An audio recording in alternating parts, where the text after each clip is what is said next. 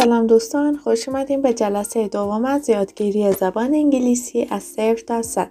امیدوارم حالتون خوب باشه. این جلسه با افعال تو بی سر و کار داریم.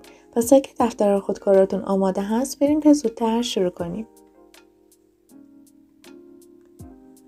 به این اسلاید دقت کنید.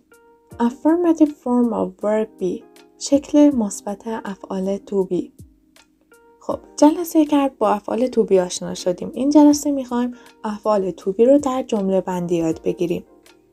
به مثال ها دقت کنید. I am happy. من شاد هستم. میتونید به جای happy اسمتون رو بگید. مثلا I am سنا. من سنا هستم. You are at school. تو در مدرسه هستی. at یعنی در. He is hungry. او گرسنه است. She is a nurse. او یک پرستار است. A یعنی یک که در آینده بیشتر بهش میپردازیم. It is nice. این خوبه یا خوبه. We are early. Early یعنی زود. We are early یعنی ما زود اومدیم. You are students. جلسه قبل گفتیم که you که در هر دو گروه مشابهه، پس ما چطور متوجه بشیم که منظور گوینده تو هست یا شما؟ خب به این دقت کنید که student با اس جمع بسته شده، پس اینجا منظور جمع هست نه مفرد. پس میگیم you are students یعنی شما دانش آموز هستید. They are quiet. آنها ساکت هستند. Quiet. Exercises. تمرین. Listen and repeat. گوش کنید و تکرار کنید. I am okay. من اوکی هستم. من خوب هستم. همونطور که میبینید اوکی هر دوتاش با کپیتال نوشته شده. چون اوکی مخفف اینه. پس شما هم موقع نوشتن دقت کنید که با کپیتال بنویسید. I'm a student. من یک دانش آموز هستم یا من یک دانشجو هستم. در زبان انگلیسی student هم به دانش آموز گفته میشه و هم به دانشجو. You are Mr. Carson. شما آقای کارسون هستید. You're here. You're here. شما اینجا هستید. Here یعنی اینجا. She's in the house. او در خانه است. He's my classmate. او همکلاسی من است. Classmate. He is a thief. او یک دزد است. She is a mother. او یک مادر است. It is a desk. این یک میز است. It's okay. خوبه. We are friends. ما دوست هستیم. همونطور که میبینید friend اس جمع گرفته. یعنی در فارسی ترجمه میشه ما دوستان هستیم ولی زیاد جور در نمیاد. پس میگیم ما دوست هستیم. We're here. We're here. ما اینجا هستیم. You are beautiful. تو زیبا هستی. You are students. شما دانشجو هستید. They are sad. آنها غمگین هستند. sad یعنی غمگین. They're lost. آنها گم شدند. خب تو این اسلاید به مکالمه بین دیوید و جنیفر میپردازیم. Fill the blanks. جاهای خالی رو پر کنید. fill یعنی پر کردن. blanks یعنی جاهای خالی. خب دیوید میگه Hello Jennifer. How are you? سلام جنیفر. حالت چطوره؟ ما وقتی میخوایم حال یه شخصی رو بپرسیم میگیم How are you? چون فعل تو بی you are هست. How are you? جنیفر میگه من خوبم. ممنونم. I'm fine. Thanks. من خوبم. thanks. چون جنیفر میخواد در مورد خودش بگه پس میگه I'm، نمیگه she's، چون she's اشاره به شخص دیگه هست. میگه I'm fine، من خوبم، thanks، ممنونم. در ادامه میخواد بگه متاسفم، میشه دوباره اسمت رو بگی؟ I'm sorry، متاسفم، ببخشید. I'm sorry. What's your name again؟ میشه دوباره اسمت رو بگی؟ again یعنی دوباره. دقت کنید که again تلفظ نکنید. again. دیوید میگه میخواد اسمش رو بگه. دیوید مدینا.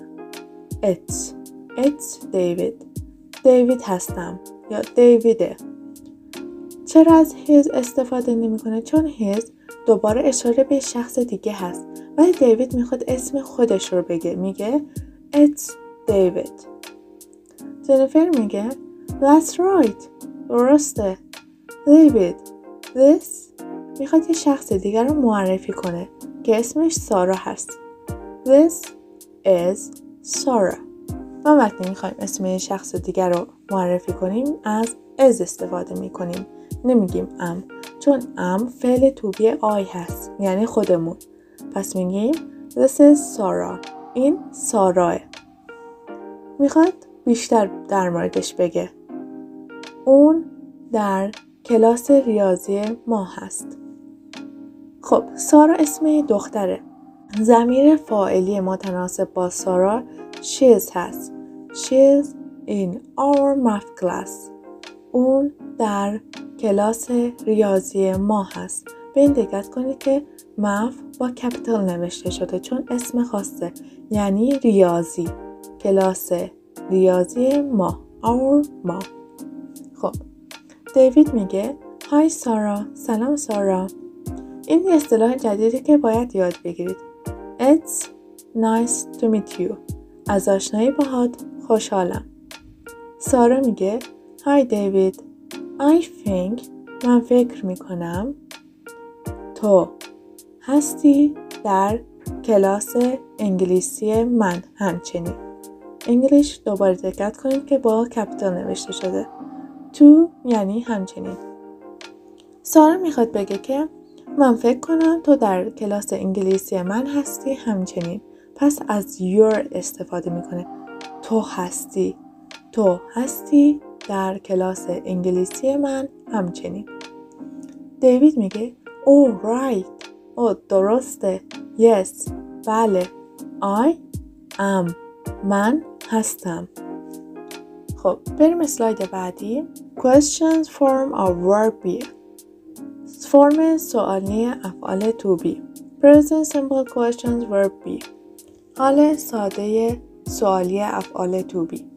ما وقتی میخوایم جمله هایی که افعال to be دارن رو سوالی کنیم، افعال to be میان اول جمله و بقیه جمله با همون ترتیبی که داشت ادامه میده.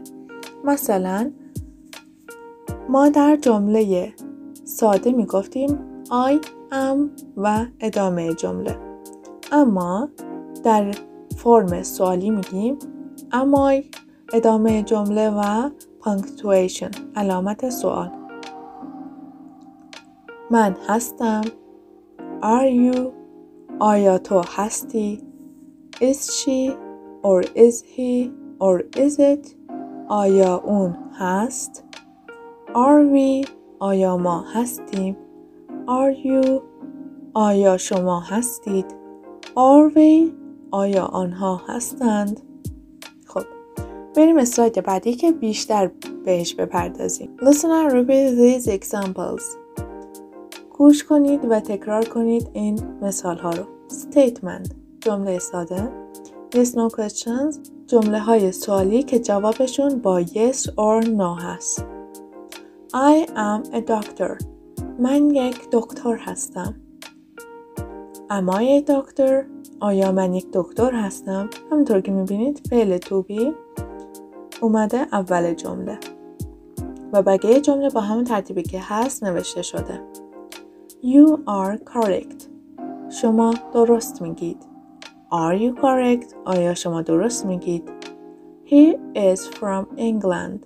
او اهل انگلستان هست. به این دقت کنید که این کپیتال نوشته شده چون اسم خاصه.